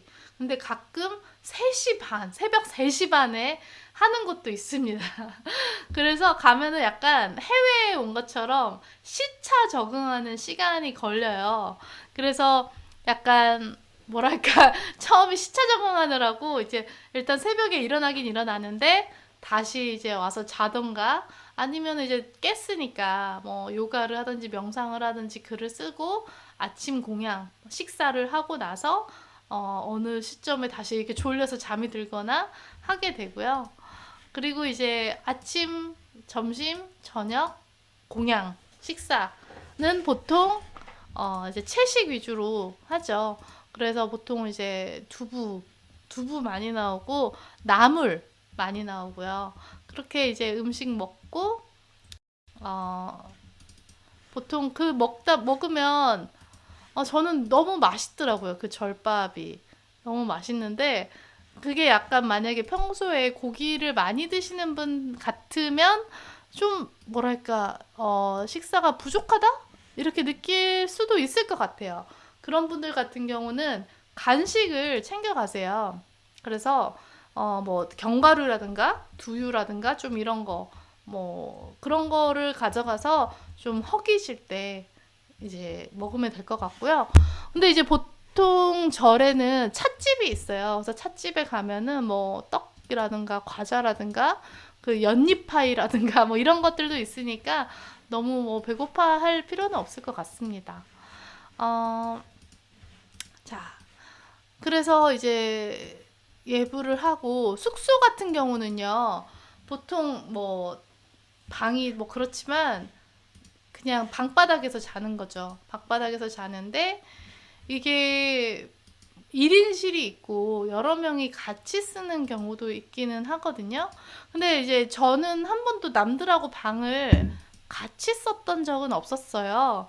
그래서 이제 대부분은 1인실을 썼었고, 그리고 이제 가격 차이하고도 연결이 된 건데, 화장실이 딸려 있는 방이 있고, 그렇지 않은 방이 있어요. 그래서 보통 화장실 딸린 방 같은 경우는 좀 더 비싼 편이죠. 그래서 제가 묵었던 방을 하나 보여드릴게요. 이거는, 어, 아이고, 순천의 그 서남사라는 그 절인데요. 방이 진짜 심플하죠, 아주. 네, 그냥 이래요. 정말 단촐합니다. 이렇게 단촐하고, 그냥 저기서 그냥 잘 때 되면은 이불 펴고 자고, 그런 거예요. 그리고 이제 남은 시간에는 보통 등산 많이 하잖아요. 등산 많이 하고 산책하고 그러는데 보통은 등산로가 연결이 돼 있어서 되게 잘 돼 있어요. 너무너무 잘 돼 있고 저는 되게 좋았던 것 같아요. 그래서 하루에 매일 일과가 새벽에 일어나서 예불하고 밥 먹고 요가하고 등산하고 남은 시간에는 글 쓰고 그게 되게 행복했던 것 같고요. 어, 참고로 근데 이제 중요한 거 템플스테이를 어떻게 예약을 하느냐를 알려드릴게요. 템플스테이는 아, 여기 사이트가 있어요. 여기 사이트를 가시면 또 왜 갑자기 화면이 저번 달처럼 커졌을까요? 왜?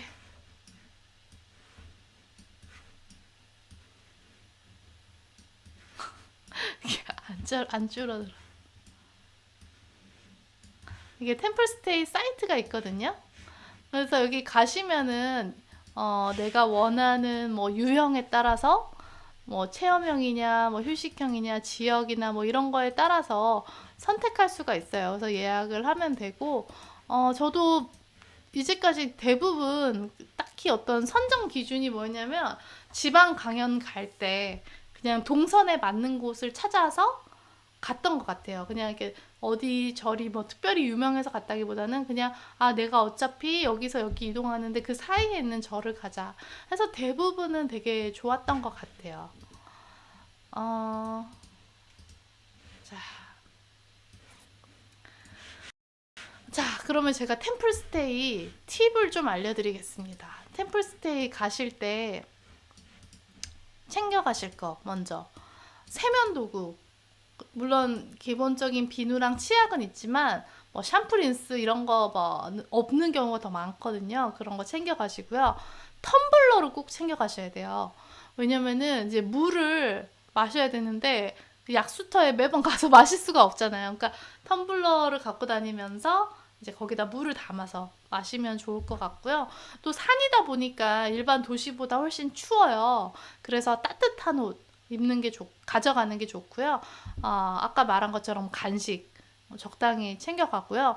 그리고 기왕이면 주말을 피해서 가시면 좋아요. 왜냐면은 주말에는 사람들이 진짜 많아요. 이렇게 일반 낮에는 등산객들 정말 많고 또 그 홈스테이 죄송 템플스테이를 하러 온 단체 손님들이 되게 많거든요. 어디 학교나 회사에서 막 몇십 명씩 또 와요. 그러다 보니까 아무래도 좀 시끄럽고 정신이 없습니다. 저는 늘 주말을 피해서 가는 편이고요. 그리고 기왕이면 봄이나 가을에 가는 게 좋아요. 왜냐면은 어, 여름에는요, 너무 더워요.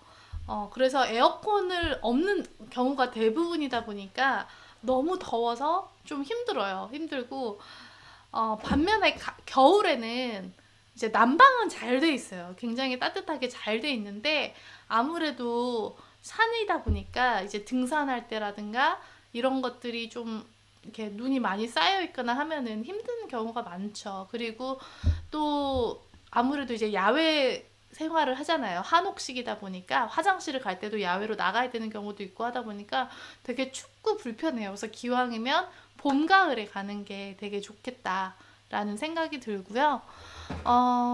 그리고 또 알아두셔야 되는 거는 여기서는 웬만한 게 셀프예요. 그래서 식사를 하고 나서도 설거지도 내가 직접 해야 되고요. 나중에 방을 치울 때도 청소를 직접 하셔야 됩니다. 네, 여기까지가 저의 팁이었고요. 지금이 진짜 딱 가기 좋은 시즌이죠. 봄에는 꽃이 피어서 좋고요. 또 가을에는 이제 단풍이 있어서 좋고 그래서 좋은 것 같아요.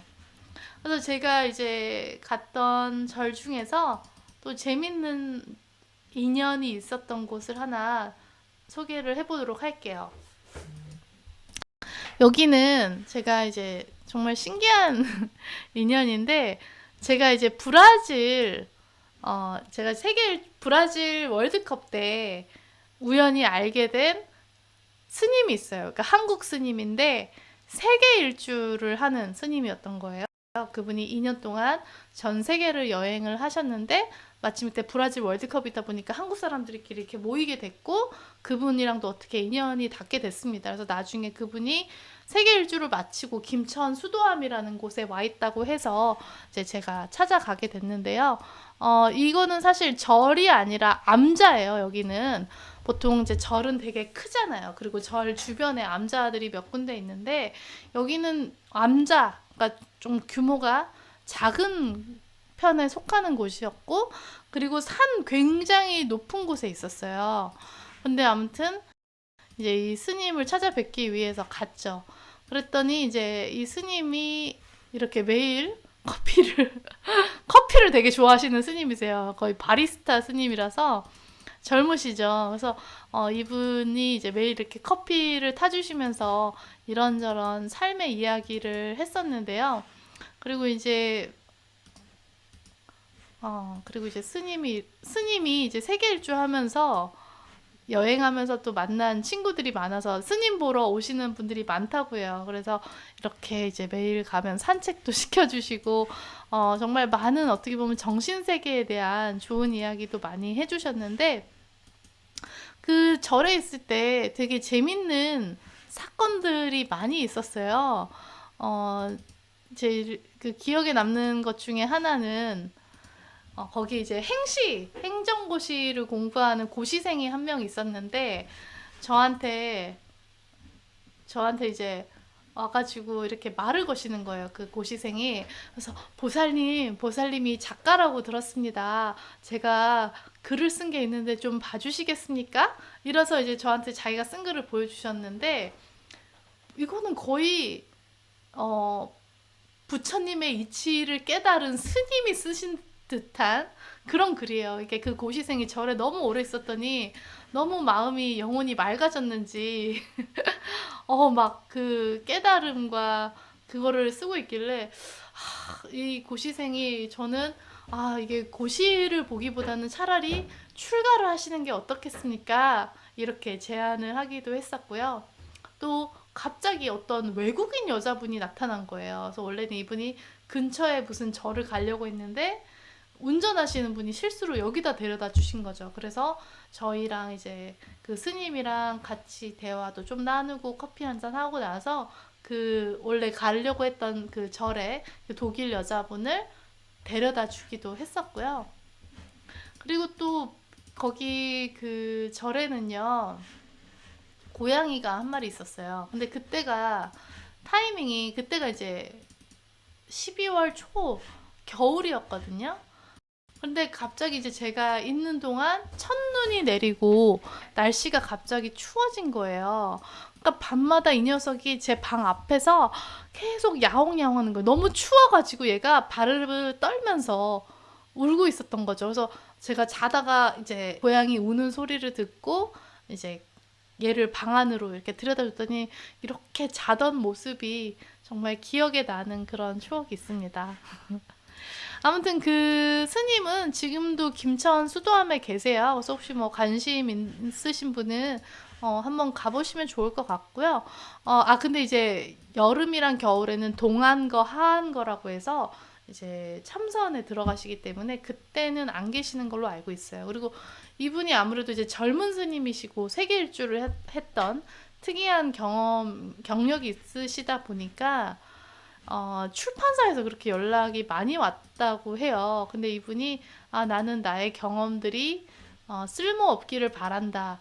라고 그런 멋진 말을 하시면서 모든 제안을 거절했다는 그런 이야기가 있습니다. 근데 블로그도 굉장히 그 활동도 많이 하고 계시니까 블로그 원재 스님 검색해 보시면 이분이 쓰신 글들을 볼 수가 있어요.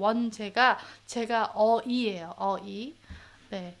아무튼 저의 이야기는 여기까지 하고요. 제가 사실 지금 절 이야기가 몇 개 더 있는데 사진이 다 정리가 안 됐어요. 사진이 너무 많아가지고 정리가 안 돼서 만약에 여러분 다음 시간에 하도록 하고요. 여러분 혹시 질문 있으면 받도록 할게요. 뭐 궁금한 거 있으세요? 네, 나머지 그 갑사, 묘적사, 그리고 서남사 이야기는 다음에. 갑사는 제가 보여드릴 수 있을 것 같아요.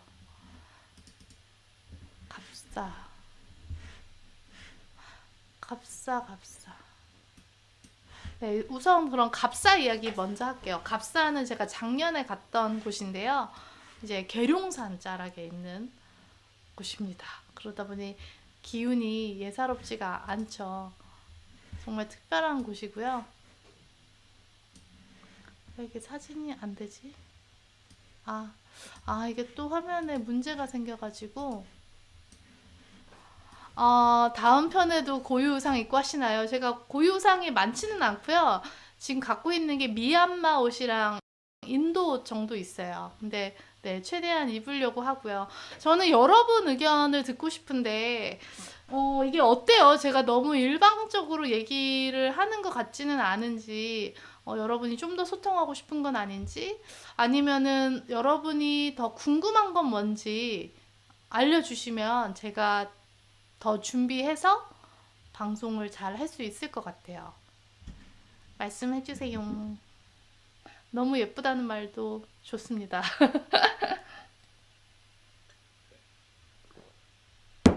인도네시아에 해외 취업 많이 가는데 한국 지사 많이 진출해 있나요? 네. 제가 알기로는 거의 뭐 1200개? 우리나라 회사 1200개가 인도네시아에 있는 걸로 알고 있어요. 네. 그래서 한국이, 그러니까 인도네시아의 입장에서 봤을 때 싱가포르, 영국에 이어서 세 번째로 가장 많이 투자를 하는 나라라고 합니다. 그만큼 비중이 큰 거죠. 그러니까 정말 우리가 잘 몰라서 그렇지 인도네시아랑 우리나라는 정말 긴밀한 관계를 가지고 있는 나라예요. 네. 아니면 그리고 여러분께 궁금한 게 있는데 그러면 앞으로 어느 나라를 특히 궁금하신지 말씀해 주세요. 어떤 나라를 특히, 왜냐면은 제가 갔던 나라들이 너무 많아요. 그래서 어디부터 선정을 해야 될지 고민이 되거든요. 그리고 네, 혹시 또 궁금한 거나 제안 사항 있으시면 말씀해 주세요.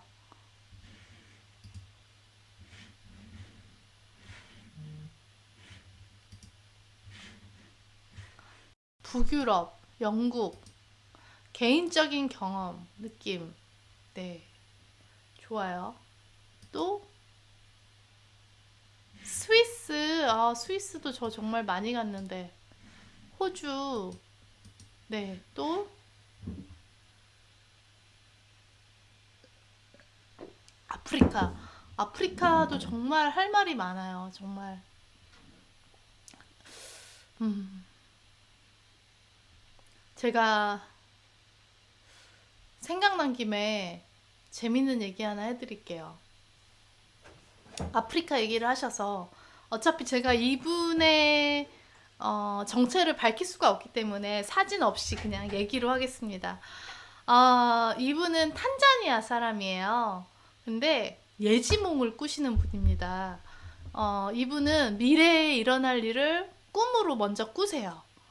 그래서 실제로 많은 일들을 미리 봤고, 뭐 정말 심하게는 여자친구를 만나는데 꿈에서 먼저 만나서 꿈속에서 번호를 딴 거예요. 그래서 꿈에서 깨자마자 번호를 적어놨대요. 그리고 며칠 후에 정말로 실제로 그녀를 만나게 됐대요. 그래서 그녀한테 나 당신을 꿈속에서 봤다. 그랬더니 여자 입장에서 아 웃기고 있네 이럴 거 아니에요. 그러니까 전화번호를 딱 보여줬는데 정말 이 번호가 맞았던 거예요. 마찬가지로 그 여자친구랑 헤어지기 전에도 꿈에서 봤대요. 꿈에서 그 여자가 다른 남자 품으로 가는 거를 보고 아니나 다를까 헤어졌다고 하는데요. 이런 뭐 사례가 여러 가지가 있는데 그 사례들 중에서 제일 흥미로웠던 게 뭐였냐면 그분이 지금 나이가 이제 30대 중반이니까 많은 나이는 아닌데요. 17살에 꿈을 꿨는데 그 꿈속에서 어떤 여자가 아이를 임신한 여자가 남편한테 막 이렇게 구박당하고 쫓겨나는 그런 꿈을 꿨대요. 그래서 17살인데도 너무 놀라서 일어나가지고 무슨 일인지 모르겠지만 이 여자분이 그리고 아이가 무사했으면 좋겠다라고 일기장에 써놨어요. 그거를 저한테도 보여주셨어요. 1997년도 이렇게 써서 보여주셨는데 그러고 몇 년 후에 우연히 어떤 자리에서 자기가 앉아있는데 어떤 꼬마 여자아이가 와가지고 자기 그 무릎에 눕더래요. 처음 보는 여자애가, 어린 아이가. 그랬는데 그 아이를 딱 본 순간, 아, 그때 그 뱃속에 있던 개구나, 라는 거를 보고, 이제 그 상황을 보니까 그 아이의 엄마가 혼자서 여러 아이를 키우는 싱글맘인데 너무너무 가난해서 아이들을 막 정말 하루하루 먹이기도 너무 힘든 상황이더래요.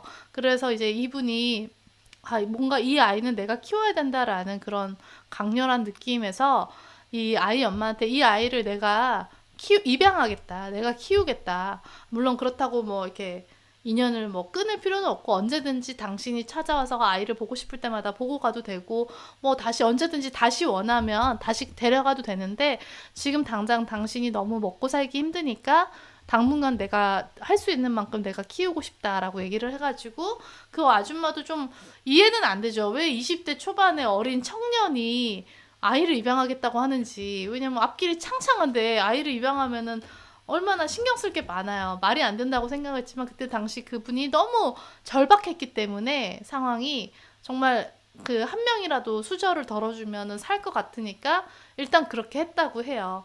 그러면서도 계속 궁금한 거죠.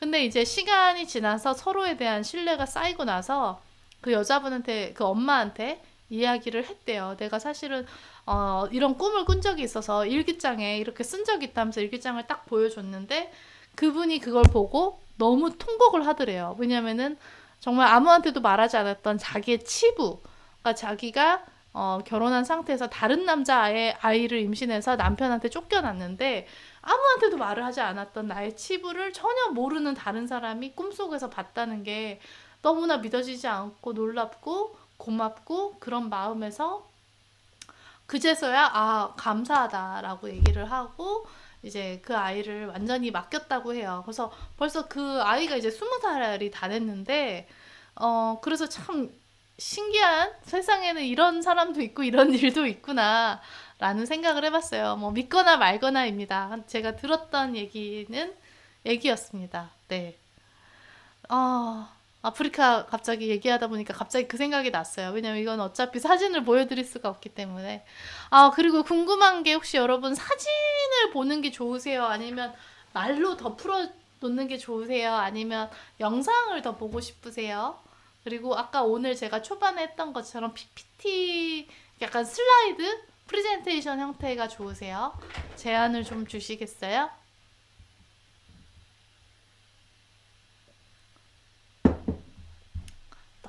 써주세요.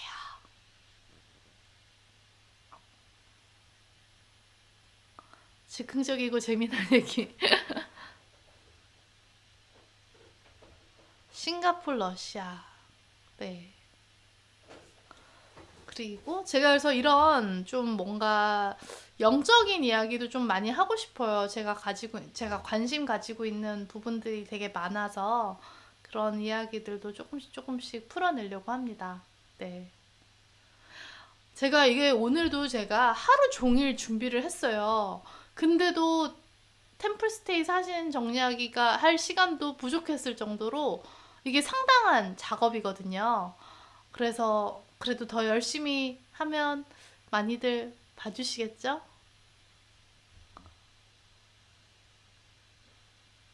음, 네. 빨리빨리 적어주세요. 이게 시차가 있어가지고.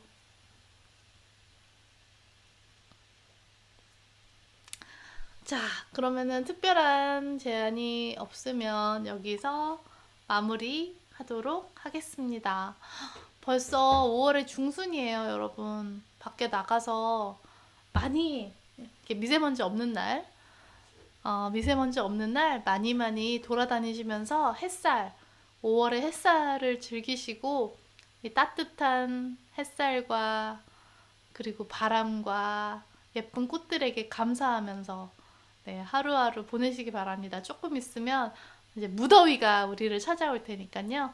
5월을 만끽하시고 저는 2주 후에 하는 거를 목표로 하고 있는데 그날 28일이죠. 그날 다른 일이 있어서 어, 미리 준비를 하던지 해서 하여튼 28일을 맞춰보도록 하려고 해요. 이 방송이 끝나도 이 영상에 댓글 달 수 있으니까 혹시나 또 다른 질문이나 제안사항 있으면 적어주시고요. 저는 여기서 마무리하도록 할게요. 안녕.